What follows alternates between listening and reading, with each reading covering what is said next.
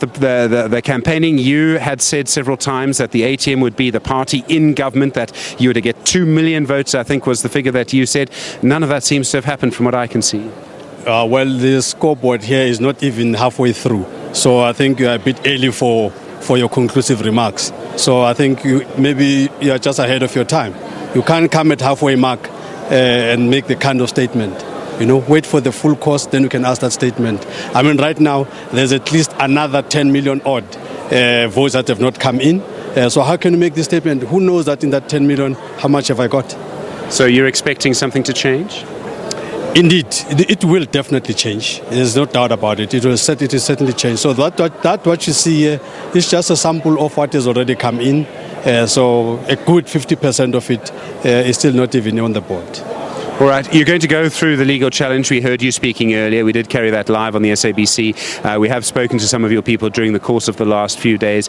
You will, of course, need evidence. You'll need sworn statements, affidavits. Twitter won't be enough. I'm afraid the courts will want more than that. Are you going to be able to provide that evidence? Well, without a doubt. The first one is this one. Here is the thumb of somebody that has voted, but there's absolutely nothing to show for it. So therefore, this is my evidence number one, that the ink that was supplied by IEC is a defective ink, is an ink that is just promoting corruption.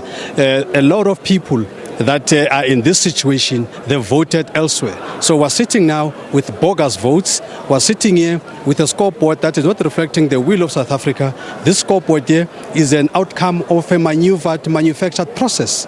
So this is what we have a problem with. You say all of that. Can you put any numbers to the number of people who would have voted twice? I mean, are we talking about 10 people, 1 million? If we look now, in terms of those, imagine this is a very clandestine process. But in this clandestine process, 19 people have been arrested. That 19 has been given by IEC. In our view, that 19 actually represents the tip of the iceberg.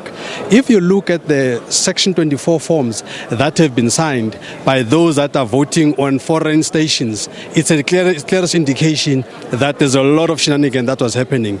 If you look at the number of spoiled ballots, I've never heard of this kind of number, that some 200,000 ballots have been spoiled. Some of those that are spoiled because there's no stamp at the back. And people that are responsible for stamping things at the back is the IEC. So the IEC has contributed in terms of undermining the credibility of this election. Mzwanele Manyi, thank you for your time, the head of strategy for the African Transformation Movement. All right, we're going to start to wrap up our live broadcast here from the Results Operations Centre at the